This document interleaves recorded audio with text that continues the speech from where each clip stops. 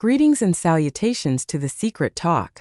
It's captivating. It is important to highlight that over 90% of our audiences opt not to join us. If this video strikes a chord with, consider subscribing and offering your support. A gentle tap on that like button. Our objective is to attain 500 likes on this work. Distribute. Please share your thoughts in the comments to stay engaged. Featuring our most recent stories. Indeed, quite satisfactory. Shall we move forward? He desired for me to share my bed with another man, not merely any man. A black man, and not simply share a bed with him, yet permit my spouse to observe. My name is Emma, and I am now 68 years old, reflecting on that summer when I was at 38, residing in a flawlessly charming house in the outskirts of Houston. The recollections do not. As time passes, they become more defined, slicing through, more profound with the passage of time. Times, in the hushed moments preceding dawn when sleep slips through my fingers as it frequently does these days, I can still sense the burden of that. The weight of the decision bears heavily upon my chest. My fingers, burdened by arthritis, glide over the creases of the visage I present to the world, and I ponder whether the lines were shaped by the passage of time or by the weight of remorse. Decisions taken in fervor leave marks that no measure of time has a way of softening the edges. This is a revelation, a narrative of warning. Tale. Contemplate the pursuit of thrill and adventure. Depart, leaving you with naught but void that resonates across the ages. I had been, for almost 15 years, alongside David. Subsequently, we constructed what all referred to as the good existence. Steady, cozy, and secure, perhaps overly cautious, akin to a gallery where we showcased our union encased in glass. David was a programmer, engineer.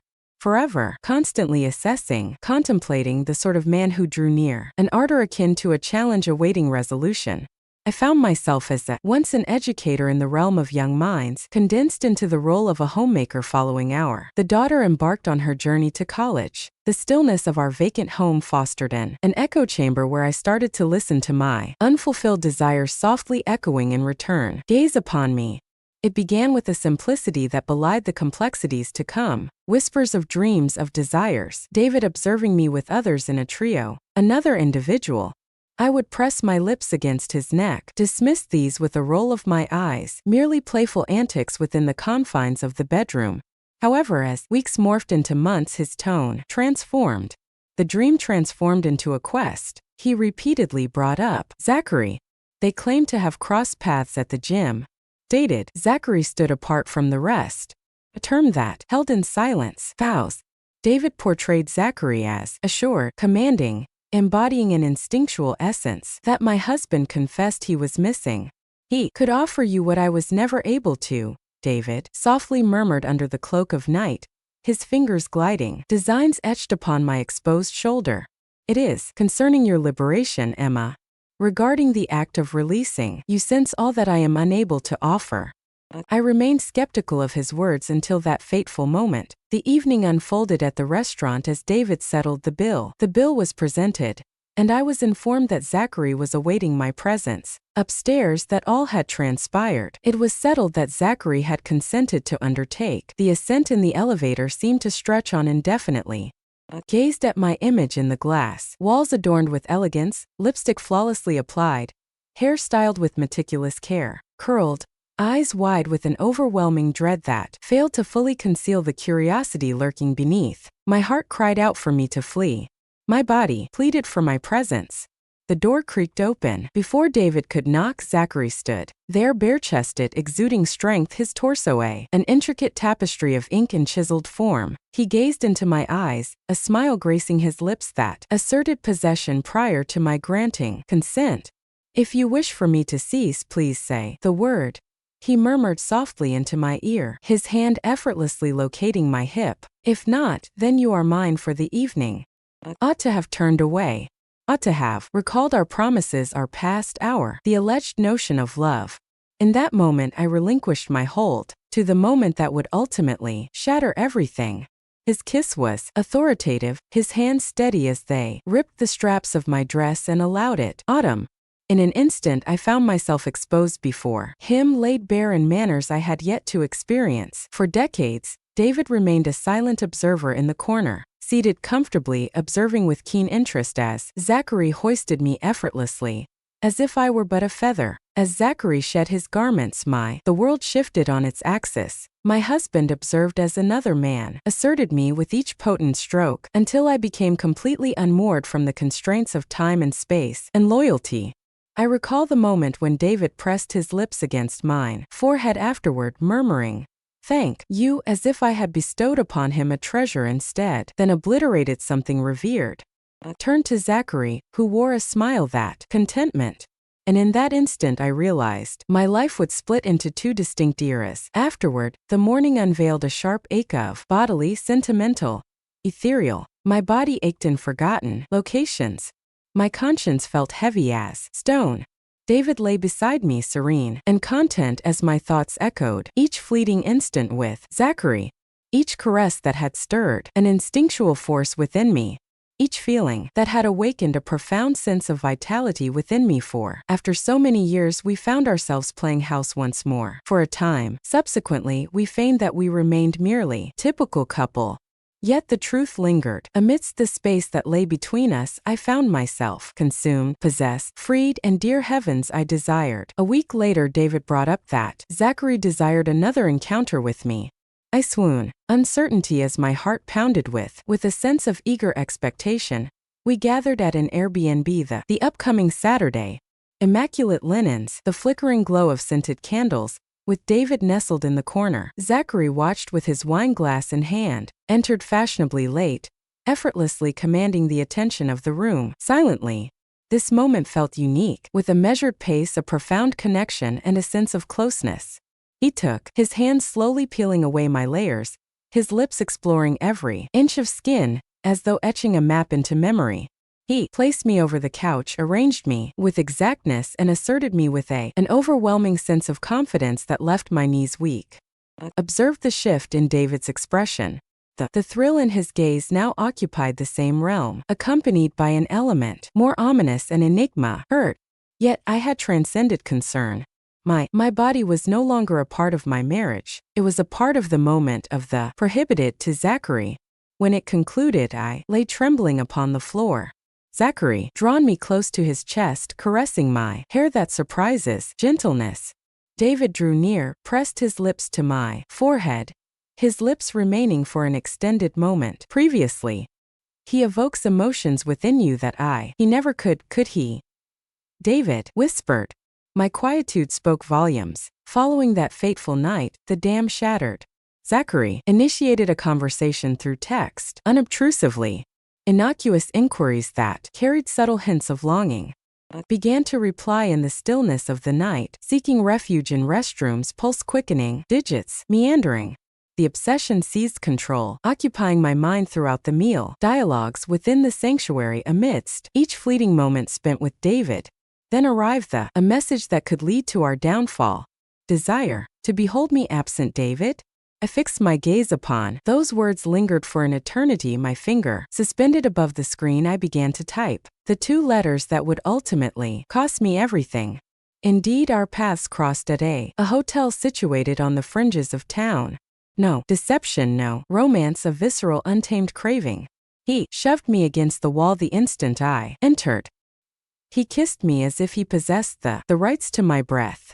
There was no gradual. This time it's all about raw instinct. Left me crying out for him. As my husband's expression became increasingly remote, my recollection takes me back to the moment I returned home to David, observing the flickering screen, inquiring about the shopping excursion.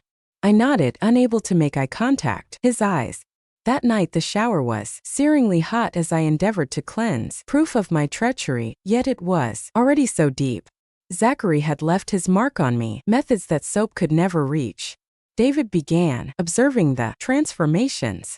My diversion amidst dialogues, my separation in slumber, the manner in which I scrutinized my phone with relentless fervor, yearning for connection.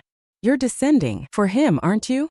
He finally inquired. One night I whispered, I don't know, incapable of deceit, yet filled with dread of In a moment of revelation, David took his first steps forward, departing without a farewell kiss. Forehead. A fundamental shift had, an undeniable change had settled in the space between us, and we were both acutely aware of it. I started to spend more time with Zachary, often ceased to inform David. The guilt that once haunted me slowly evolved into exhilaration courses through the air as Zachary stirs, igniting a spark within me that had lain in slumber for decades. A raw energy and intensity, a sensuality I could take you away if I wanted to, Zachary said one night as I reclined bare in his bed.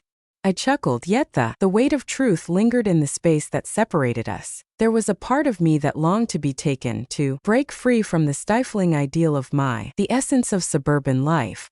Even in the moment when David's hand met mine, at that moment it was Zachary I sensed. When David kissed me gently, I longed for Zachary, insistent lips.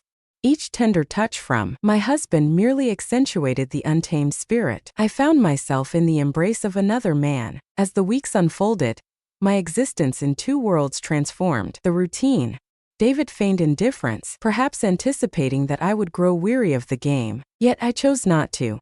Instead, I delved further into an illicit rendezvous, slipping away under the cover of night while David lay unaware, concocting justifications, cherishing fleeting experiences alongside Zachary. Then arrived the evening when transformed everything. Zachary stood at our threshold, invited by David. My hands quivered as I poured the wine, fully aware of the unfolding events. David had not relinquished control. He had yielded it entirely. Following the meal, David reclined on our couch, the very one where we had woven the threads of our existence, and uttered phrases that linger in my mind. I desire to revisit, yet this time I wish to see how far you'll go. His voice resonated, dispassionate, methodical, the tone of a gentleman, observing the slow demise of his marriage, yet feeling the necessity to chronicle its last breaths. Zachary grasped my hand and guided me above. I cast a glance back at David, who nodded with vacant eyes. That evening was ferocious. Zachary ventured into realms I had yet to discover, was present, insulted me with names that ought have not merely offended me, but have instead ignited a fire within myself, utilized my body as if it were my own, him. And all the while, David observed from in the corner, savoring his wine, his gaze deepening, colder with every moan that slipped from my lips. Observe her, Zachary commanded. At one point there was David. Observe what she truly desires. David's expression stayed stoic, yet a spark extinguished within him. Gaze in that instant. I witnessed it unfold, reminiscent of observing a candle's flickering flame, extinguished. A decade and a half of unwavering trust, snuffed out in an instant, the rhythm of life. Yet I found myself unable to cease, refused to cease. The delight had transformed into a substance, and I had drifted too far into oblivion to recall the essence of sobriety. I recall gazing upon my own reflection in the mirror opposite our bed. Crimson-hued cheeks, eyes ablaze with fervor, hair clinging to, moisture clung to the skin, a testament to the heat. I hardly acknowledged the woman gazing back. She appeared as if under a spell, metamorphosed. In that fleeting moment with a sense of curiosity, I pondered the identity of this unfamiliar figure in the mirror reflected the essence of my true self, hidden beneath the facade of propriety, hidden behind the facade of the enchanting spouse. When it came to an end, when Zachary had completed within me, and I reclined breathless upon the bed of union we had selected in harmony 15 years prior at Macy's, David came near. He pressed his lips gently to my forehead. Previously, yet his gaze contained solely bitterness. His lips felt icy against my skin, feels formal and distant, as if it were merely a statement being made. Farewell to that which has already slipped away. The ensuing weeks unfolded like a gradual demise. David spoke in whispers, barely grazed my skin. An ardent union diminished to silence, dishes and distinct, sleeping quarters. At times I would glimpse him, gazing at me with an overwhelming sense of sorrow. It caused a tangible pain. I provided you with what you desired. He finally spoke one evening, after another silent dinner. But now I can't look at you without seeing him. Said nothing. What defense could I offer? You're not mine anymore, he continued, his voice breaking. And maybe that's my fault. Maybe I broke us. The next morning I awoke to an empty house and a letter Craig had vanished. No theatrical flair. There are no opportunities for redemption, simply the silent exit of an individual who had wagered his marriage and faced defeat. All things. Zachary lingered for A during that time. Yet it lacked the same essence. In the company of David, the forbidden thrill has dissipated. Started to perceive Zachary for who he genuinely was. Neither a savior nor a romantic hero, yet a man who reveled in authority and the forbidden. As the final whistle blew, so too did his fascination. In time the calls ceased, the writings vanished. And in an instant I found myself, by oneself not at all, spouse devoid of affection, merely a hollow dwelling, haunted by specters of my own creation. Years have passed and occasionally individuals inquire, should I find myself regretting it? On favorable days I decline, for a fleeting incandescent instant I was undeniably vibrant. Yet in the depths of sleepless nights I find myself, tormented by the echoes of David's voice. I am unable to gaze upon you in his absence. He extended to me liberation, believing it would constrain us nearer. Rather, it ignited all that we had created side by side. Here I stand at this moment. Neither a wife nor an aging woman, a mistress who took to the skies. Hovering near the sun, she observed her, the whole world reduced to cinders. The solitude, in these later years I bear the cost. For those fleeting instances of bliss, the vacant chair positioned opposite me at dinner, the chill of the sheets never enveloped by the presence of another, the stillness of festivities. These are the repercussions of unbridled longing. My daughter visits from time to time, bringing grandchildren who refer to me as grandma, yet gaze upon me with inquisitive eyes. They perceive there's an unsettling quality to the tale of why grandpa is no longer with us. Children possess an uncanny ability to sense when adults are concealing realities. My daughter has never inquired the events that transpire between us. However, at times when she believes I am unaware, as I glance over, I find her gaze fixed on my face, examining it intently. In her quest for the elusive hints of a mystery, she remains unresolved. I ventured into the realm of dating once more in my 50s. I found myself married, albeit for a brief moment, at the age of 62, to a gentle widower who desired companionship surpasses passion, yet I was unable to maintain it. The specter of what I had completed of my past self perpetually discovered the path that lies between us. We parted ways on good terms, following a span of 18 months. He was worthy of someone who might offer him her entire heart, not the fragments I had abandoned. Times I find myself pondering the fate of David. Did he discover joy? Did he reconstruct his existence with an individual who appreciated the gifts he presented?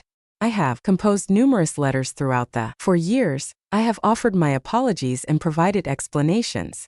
I kindly ask for your understanding, for comprehension, yet never dispatched an individual one. What authority do I possess to interrupt anything? Could he have discovered peace? Furthermore, Zachary disappeared from my life as swiftly as he stepped inside. I embarked on a quest for him once, about 5 years after it all transpired, crumbled into disarray. Fueled by a sense of misdirection, the idea that maybe there existed an authentic connection shared between us. I stumbled upon, he had progressed to another, married a woman with another husband who desired to observe. We had been nothing short of figures within his ongoing theatrical work. As you find yourself immersed in these words, it's possible that you are positioned at a pivotal junction. Keep in mind that fervor ignites, radiant yet fleeting, as remorse quietly burns eternally. What resembles liberation in that instant may transform into your confinement for years ahead. Was David mistaken for? Are you sharing me? Was I mistaken in my desire? Additional? The solutions are far from straightforward, yet the result was catastrophic. Some lines once crossed can always remain crossed. Some wounds, regardless of the passage of time, never fully mend. I observe women, my current age, enveloped by their partners, spanning 4 to 5 decades. I observe their tranquil pauses, their intimate humor, the manner in which they foresee the needs of others unspoken. I observe they grasp arthritic hands in the doctors. In the stillness of waiting rooms, one confronts the stark reality of mortality. United, that might have been us, David and I, aging side by side. confronting the gentle embrace of twilight years, exchanged the past. Instead, I confront them in solitude with only echoes of the past that spiral like blades in the darkness. And that is the essence of longing. It assures all things, seizes what it desires, and leaves you grasping at the remnants of what once was, that slice deeper with the relentless march of time. At 68, I have come to understand that the most perilous expressions in every tongue are merely this one time. For when once transforms into twice, transforms, eternally transforms into infinity.